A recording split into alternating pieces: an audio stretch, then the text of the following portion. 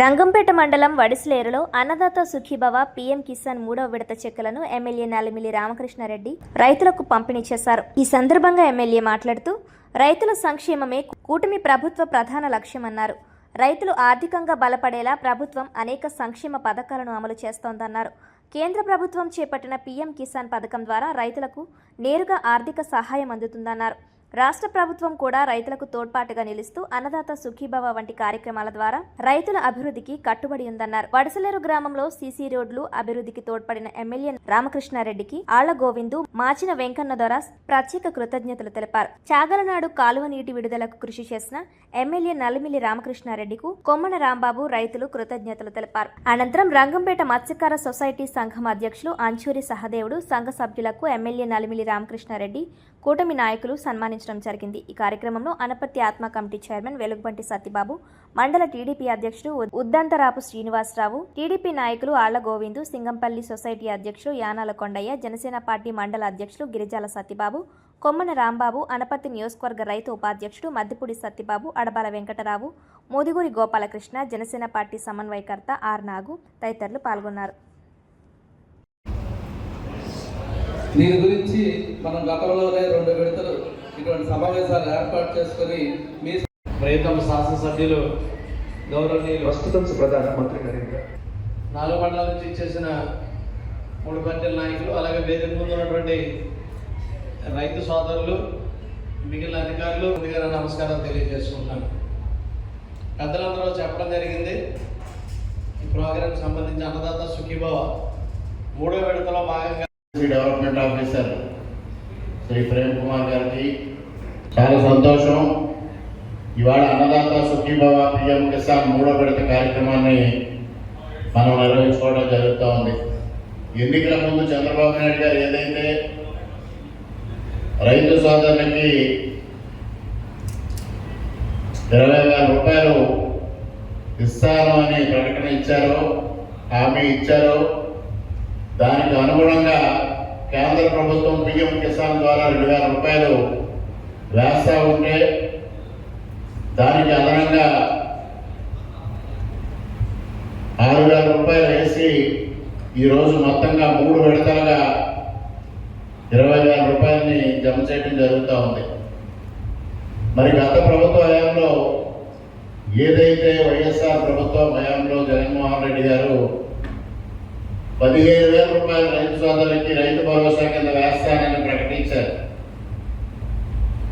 ఎన్నికలు అయిన తర్వాత అనేక వాగ్దానాలను దొంగలో తొక్కి, మాట తప్పి మడమ తిప్పి కార్యక్రమాలు నిర్వహించిన సంగతిని మనం చూసాం. పెన్షన్ల విషయంలో కానీ, మరి అమ్మ ఒడి కార్యక్రమం కానీ, ఇవన్నీ ఏ విధంగా మాట తప్పారో రైతు భరోసా విషయంలో కూడా తప్పి కేంద్ర ప్రభుత్వం ఇస్తున్న 6,000కి 7,500 రూపాయలు అదనంగా చేర్చి 13,500 రూపాయలు మాత్రమే ఇవ్వడం జరిగింది. కానీ నాడు 25,000 ఇస్తానన్నది కేంద్ర ప్రభుత్వం ఇస్తున్న 6,000కి ఇవాళ రాష్ట్ర ప్రభుత్వం 14,000 జమ చేసి ఇవాళ మొత్తంగా 20,000 రూపాయలని రైతులకు అందివ్వడం జరుగుతూ ఉందనేది సందర్భంగా తెలియజేస్తా ఉన్నా. ముఖ్యంగా దీనికోసం రాష్ట్ర వ్యాప్తంగా 46,85,838 మంది రైతులకి 8,985 కోట్ల రూపాయలు సంవత్సరానికి అందివ్వడం జరిగిందనేది సందర్భంగా తెలియజేస్తా ఉన్నా. అంటే దాదాపుగా 10,000 కోట్ల రూపాయలు. మరి మన తూర్పుగోదావరి జిల్లాకు సంబంధించి ఈ మొత్తాన్ని సంవత్సరానికి తీసుకుంటే 195 కోట్ల రూపాయలు మనకి ప్రభుత్వం అన్నదాత సుఖీభవ పీఎం కిసాన్ కింద చెల్లించడం జరిగింది. అదేవిధంగా ఒక అనపర్తి నియోజకవర్గానికి తీసుకుంటే దాదాపుగా 24,591 మంది రైతులకి 47,47,00,000 రూపాయలు అందివ్వడం జరిగింది ఈ సంవత్సరంలో. మరి ఇటీవల కాలంలో మన నియోజకవర్గంలో ఒక సోలో మీడియా సోగ్గాడు ఉన్నాడు. ఆయనకి విషయ పరిజ్ఞానం తక్కువ, ఉత్సాహం ఎక్కువ, పబ్లిసిటీ ఉత్సాహం. దానికోసం రోజుకో వీడియో చెయ్యాలి ఆయన టార్గెట్ అది. దానికోసం విషయం ఉన్నా లేకపోయినా ఏదో ఒక వీడియో చేస్తూ రైతు భరోసా కింద మీరు ఏమి ఇచ్చారు, లేకపోతే అమ్మఒడికి ఏమి ఇచ్చారు అని మాట్లాడుతూ ఉంటారు. ఆ ప్రభుత్వంలో ఇచ్చిన హామీలకి తప్పి వేరే విధంగా అమలు చేయడం జరిగింది.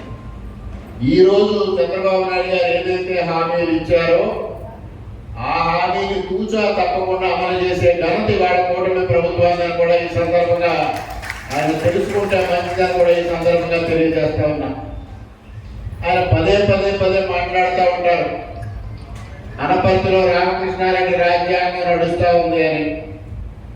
నేను దాన్ని ఒప్పుకుంటా ఉన్నా, రామకృష్ణారెడ్డి రాజ్యాంగమే నడుస్తూ ఉంది ఇక్కడ. రామకృష్ణారెడ్డి రాజ్యాంగం అంటే అభివృద్ధి, ఆదిమ రాజ్యాంగం అంటే అరాచకం.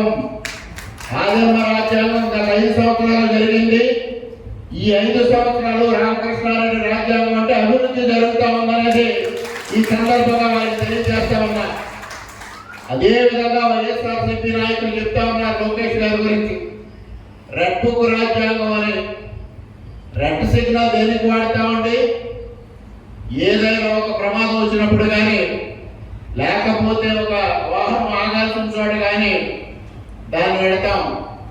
ఇవాళ రెడ్ బుక్ దేనికి ఉదాహరణ అంటే ఈ రాష్ట్రంలో అరాచకాన్ని ఆపేస్తున్నామని లోకేష్ గారు చెప్తా ఉన్నారు, కానీ అరాచకం చేస్తామని చెప్పడం లేదనేది వైఎస్ఆర్సీపీ నాయకులు తెలుసుకుంటే మంచిదని కూడా ఈ సందర్భంగా తెలియజేస్తా ఉన్నా.